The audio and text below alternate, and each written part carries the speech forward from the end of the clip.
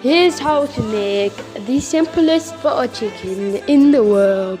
This is really easy and only takes 30 minutes.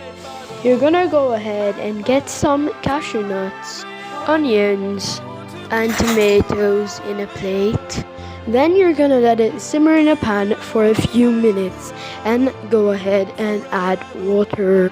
Let it sit for 10 minutes and cool down. Then go ahead and put it in the blender. You will also cook your chicken in this time. Once it's fully blended, then strained, you may add your chicken to the sauce. You're gonna let it cook for a tiny bit longer, and there you have it. The simplest butter chicken in 30 minutes. Go ahead and add some naan on the side with some rice. You're welcome.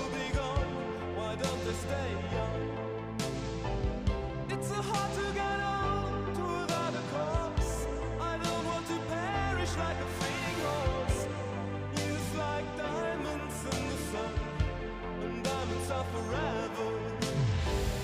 So many adventures.